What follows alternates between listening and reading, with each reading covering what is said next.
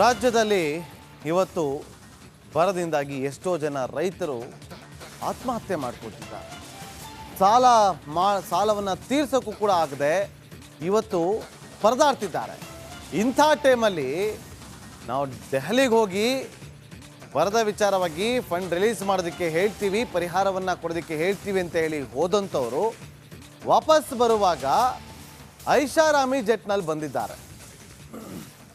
ಐಷಾರಾಮಿ ಜೆಟ್ನಲ್ಲಿ ಬಂದಿದ್ದಾರೆ. ಅದು ಅವರ ಖಾಸಗಿಯೋ ಅಥವಾ ಸರ್ಕಾರದನ್ನೋದು ಅವರಿಂದನೇ ನಾವು ಪ್ರತಿಕ್ರಿಯೆಯನ್ನು ತಗೊಳ್ತೀವಿ.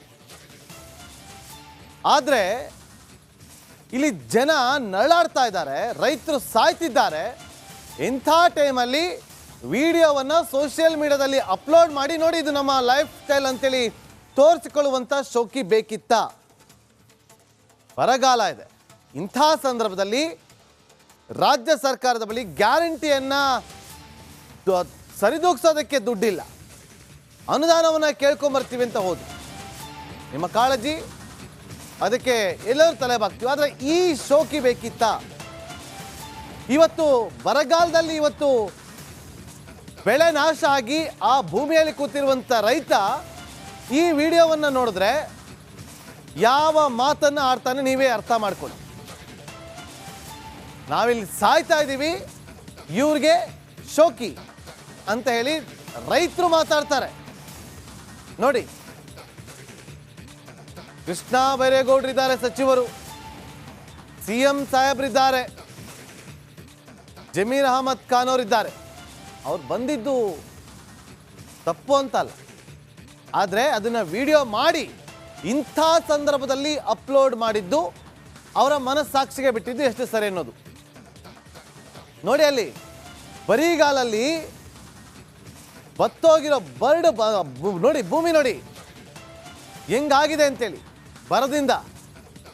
ಆ ಕಲ್ಲು ಮಣ್ಣಿನ ಚುಚ್ಚು ಆ ಕಾಲಿಗೆ ನೋವು ಗೊತ್ತಿರುತ್ತೆ, ಆ ರೈತನಿಗೆ ಗೊತ್ತಿರುತ್ತೆ ನೋವು.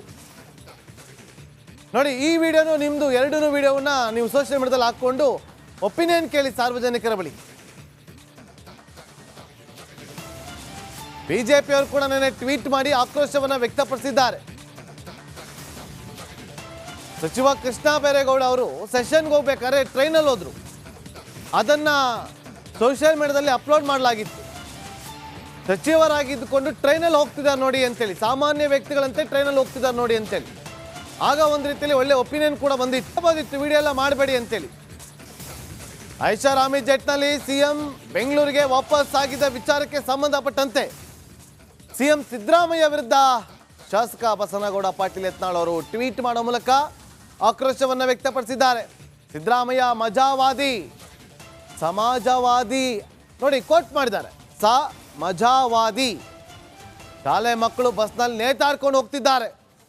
ಸರ್ಕಾರದ ಯೋಜನೆಗಳಿಗೆ ಅನುದಾನಗಳನ್ನು ಕೊಡೋದಕ್ಕೆ ದುಡ್ಡಿಲ್ಲ, ಶಾಲೆಗಳ ನವೀಕರಣಕ್ಕೆ ಹಣ ಇಲ್ಲ, ಅನುದಾನನೂ ಬರ್ತಾ ಇಲ್ಲ. ಇಂಥ ಸಂದರ್ಭದಲ್ಲಿ ಐಷಾರಾಮಿ ವಿಮಾನ ಪ್ರಯಾಣ ಬೇಕಿತ್ತ? ನೋಡಿ, ಒಂದು ಹತ್ರ ಒಂದು ಪ್ರೈವೇಟ್ ಜೆಟ್ಟಲ್ಲಿ ಅಥವಾ ಖಾಸಗಿ ಜೆಟ್ಟಲ್ಲಿ ಐಷಾರಾಮಿ ಜೆಟ್ಟಲ್ಲಿ ಬರೋದಕ್ಕೆ 20 ಲಕ್ಷನೋ 30 ಲಕ್ಷನೋ ಆಗ್ಬೋದು. 20 ಲಕ್ಷ 30 ಲಕ್ಷ. ಅದೇ ಒಂದು 30 ಜನ ರೈತರಿಗೆ ಅದೇ ದುಡ್ಡನ್ನು ಕೊಟ್ಟಿದ್ರೆ, 30 ಜನ ರೈತರಿಗೆ ನಾವು ನೋಡಿ ನಮ್ಮ ಹತ್ರ ಹಿಂಗಿತ್ತು, ನಾವು ಬರಲಿಲ್ಲ, ಈ ದುಡ್ಡನ್ನ ರೈತರು ಕೊಡ್ತಾ ಇದೀವಿ ಅಂತ ಹೇಳಿ ಕೊಟ್ಟಿದ್ರೆ ನಿಜಕ್ಕೂ ಕೂಡ ನಾವು ಕೂಡ ಹ್ಯಾಟ್ಸ್ ಆಫ್ ಹೇಳ್ತಾ ಇದ್ವಿ. ನೋಡಿ, 30 ಲಕ್ಷ ಅಲ್ಲಿಂದ ಇಲ್ಲಿಗೆ ಬಂದಿದ್ದಕ್ಕೆ ಒಂದು ರೌಂಡಲ್ಲಿ ನನಗೆ ಗೊತ್ತಿಲ್ಲ ಎಷ್ಟು ಅಂತೇಳಿ ಅಂದಾಜು ಹೇಳ್ತಾ ಇದ್ದೀನಿ. 15ರಿಂದ 30 ಲಕ್ಷ ಒಳಗಡೆ ಇದ್ದೇ ಇರ್ತದೆ ಪ್ರೈವೇಟ್ ಜೆಟ್ಟು ದೆಹಲಿಯಿಂದ ಬೆಂಗಳೂರಿಗೆ ಬರೋದಕ್ಕೆ. ಇದು ಅವರ ಪ್ರೈವೇಟ್ ಜೆಟ್ ಆಗಿದ್ರು ಕೂಡ ಅದೇ ದುಡ್ಡನ್ನು ರೈತರು ಕೊಡ್ಬೋದಿತ್ತು. ಅದು ಬಿಟ್ಟು ನೀವು ಬಂದಿದ್ದಲ್ಲದೆ ಅದನ್ನು ವಿಡಿಯೋ ಮಾಡಿ ನೋಡಿ. ಇವತ್ತು ಬಿಜೆಪಿಯವರು ಸಿಕ್ಕಿದೆ ಒಂದು ಅಸ್ತ್ರ. ಒಬ್ಬೊಬ್ಬರಾಗಿ ಈಗ ಟ್ವೀಟ್ಗಳನ್ನು ಮಾಡೋ ಮೂಲಕ, ಹೇಳಿಕೆಗಳನ್ನು ಕೊಡೋ ಮೂಲಕ ಬಿಜೆಪಿ ನಾಯಕರು ಕಿಡಿಕಾರ್ತಾರೆ, ಯಾವುದೇ ಅನುಮಾನವಿಲ್ಲ. ಮತ್ತಷ್ಟು ಮಾಹಿತಿಯನ್ನು ಕೊಡ್ತಾರೆ ನಮ್ಮ ಪೊಲಿಟಿಕಲ್ ರಿಪೋರ್ಟರ್ ಸುರೇಶ್, ಲೈವ್ನಲ್ಲಿ ಜಾಯ್ನ್ ಆಗಿದ್ದಾರೆ. ಸುರೇಶ್, ಇಂಥ ಸಂದರ್ಭದಲ್ಲಿ ಇಂಥ ಒಂದು ಶೋಕಿ ಬೇಕಿತ್ತ?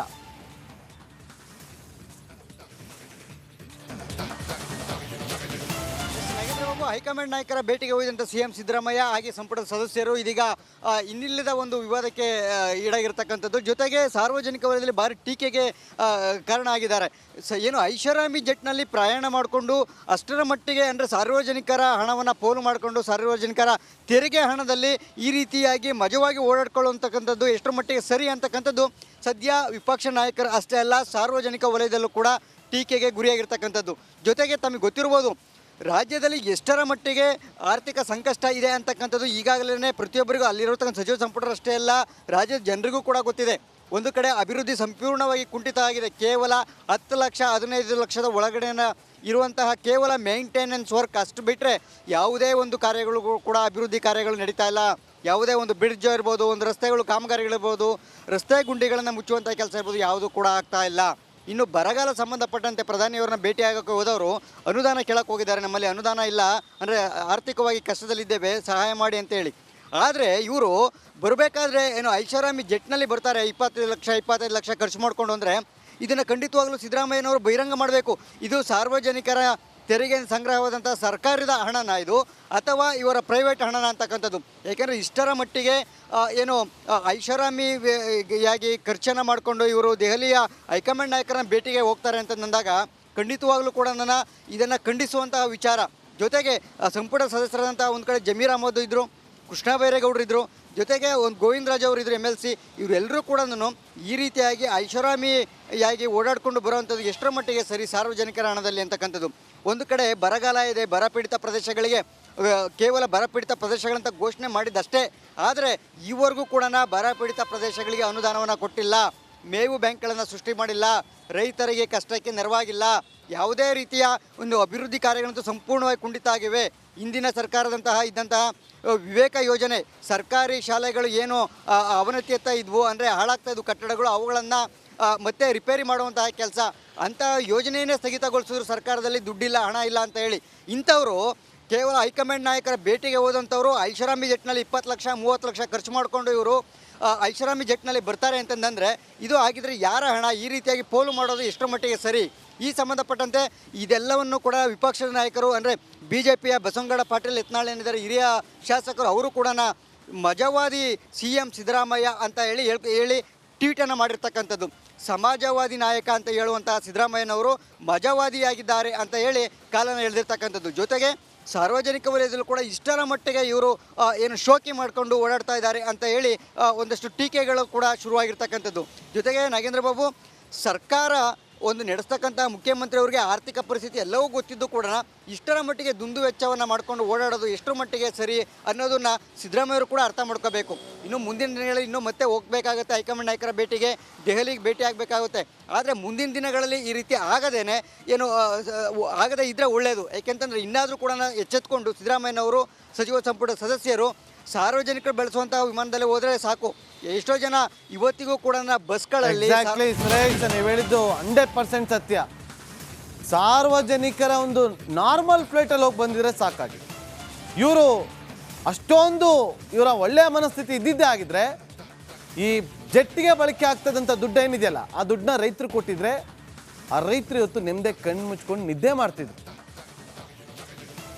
ಥ್ಯಾಂಕ್ ಯು ಸುರೇಶ್ ನಿಮ್ಮಲ ಮಾಹಿತಿಗಾಗಿ.